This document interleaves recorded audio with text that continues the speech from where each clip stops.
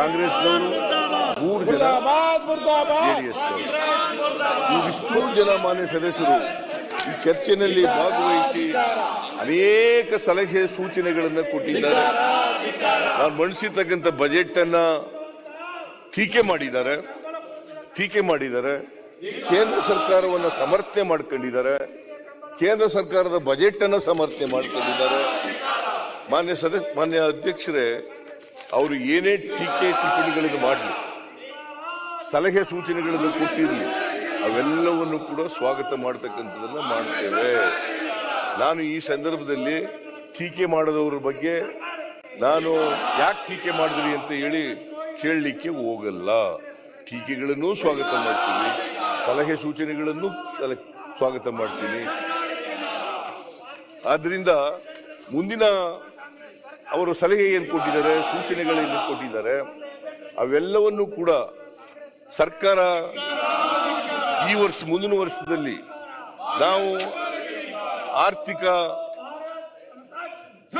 ಆಡಳಿತದಲ್ಲಿ ಏನೇನು ಮಾಡಬೇಕು ಅವೆಲ್ಲವನ್ನು ಕೂಡ ಮಾಡ್ತೇವೆ ಅಂತಕ್ಕಂಥ ಮಾತುಗಳನ್ನ ಈ ಸಂದರ್ಭದಲ್ಲಿ ಹೇಳಲಿಕ್ಕೆ ಬಯಸ್ತಾ ಇದ್ದೇನೆ.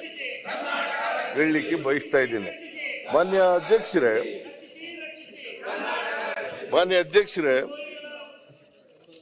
2024-25ನೇ ಆಯವ್ಯಯದಲ್ಲಿ ಒಟ್ಟು ಬಜೆಟ್ ಗಾತ್ರ ಮಂಡಿಸಿರ್ತಕ್ಕಂಥದ್ದು 3,71,383 ಕೋಟಿ. 3,71,383 ಕೋಟಿ. ಇದರಲ್ಲಿ ರಾಜಸ್ವ ವೆಚ್ಚ 2,90,531 ಕೋಟಿ. ರಾಜಸ್ವ ವೆಚ್ಚ 2,90,531 ಕೋಟಿ. ಬಂಡವಾಳ ವೆಚ್ಚ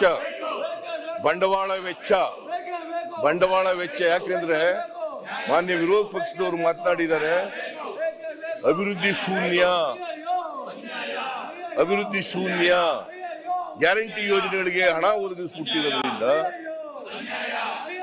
ಕರ್ನಾಟಕದ ಅಭಿವೃದ್ಧಿ ಆಗಲ್ಲ ಅಂತಕ್ಕಂಥ ಮಾತುಗಳನ್ನು ಹೇಳಿದ್ದಾರೆ. ಆದರೆ ನಾವು ಗ್ಯಾರಂಟಿ ಯೋಜನೆಗಳಿಗೂ ಹಣ ಒದಗಿಸಿದ್ದೀವಿ, ಜೊತೆಗೆ ಅಭಿವೃದ್ಧಿ ಕಾರ್ಯಕ್ರಮಗಳಿಗೂ ಕೂಡ ಹಣ ಒದಗಿಸಿದ್ದೀವಿ. ಯಾವುದೇ ಅಭಿವೃದ್ಧಿ ಕಾರ್ಯಕ್ರಮಗಳಿಗೆ ತೊಡಕಾಗದ ರೀತಿಯಲ್ಲಿ ನೋಡ್ಕೊಂಡಿದ್ದೇವೆ. ಒಟ್ಟು ಅಭಿವೃದ್ಧಿ ಕಾರ್ಯಕ್ರಮಗಳಿಗೆ 1,20,000 ಕೋಟಿ 1,20,000 ಕೋಟಿ ಕರ್ನಾಟಕದಲ್ಲಿ ನಾವು ಮುಂದಿನ ವರ್ಷ ಅಭಿವೃದ್ಧಿ ಕೆಲಸಗಳನ್ನು ಮಾಡ್ತಾ ಇದ್ದೇವೆ. 1,25,000 ಕೋಟಿ. ಅದರಲ್ಲಿ ಗ್ಯಾರಂಟಿಗಳಿಗೆ 52,009 ಕೋಟಿ ರೂಪಾಯಿಗಳನ್ನು ಇಟ್ಟಿದ್ದೇವೆ. ಅದು ಇನ್ನೂ ಹೆಚ್ಚಾಗಬಹುದು, 56,000 ಕೋಟಿ ಆಗಬಹುದು. ನಾವು ಈಗ ಬಜೆಟ್ ನಲ್ಲಿ ಪ್ರೊವೈಡ್ ಮಾಡಿರ್ತಕ್ಕಂಥದ್ದು 52,009 ಕೋಟಿ ರೂಪಾಯಿಗಳನ್ನು ಇಟ್ಟಿದ್ದೇವೆ. ಇನ್ನು ಉಳಿದಂತದನ್ನ 1,20,000 ಕೋಟಿನಲ್ಲಿ ಇನ್ನು ಉಳಿದದನ್ನ ಅಭಿವೃದ್ಧಿ ಕೆಲಸಗಳಿಗೆ ಕೊಟ್ಟಿದ್ದೀವಿ. ಆದ್ರಿಂದ ಅವರು ವಿರೋಧ ಪಕ್ಷದವರು ಏನು ಆಪಾದನೆ ಮಾಡಿದ್ದಾರೆ, ಗ್ಯಾರಂಟಿಗಳಿಂದ ಅಭಿವೃದ್ಧಿ ಕೆಲಸಗಳಿಗೆ ಕುಂಠಿತ ಆಗಿದೆ, ಅಭಿವೃದ್ಧಿ ಕೆಲಸಗಳು ನಡೀತಾ ಇಲ್ಲ ಅಂತಕ್ಕಂಥದ್ರಲ್ಲಿ ಯಾವುದೇ ಸತ್ಯಾಂಶ ಇಲ್ಲ. ಅವ್ರು ಮಾಡಿರ್ತಕ್ಕಂಥ ಆಪಾದನೆಗಳೆಲ್ಲವೂ ಕೂಡ ಸತ್ಯಕ್ಕೆ ದೂರವಾದಂಥವು. ನ್ಯೂಸ್ ಫಸ್ಟ್, ನಿರ್ಭೀತಿಯಿಂದ ನಿಮ್ಮ ಪರವಾಗಿ.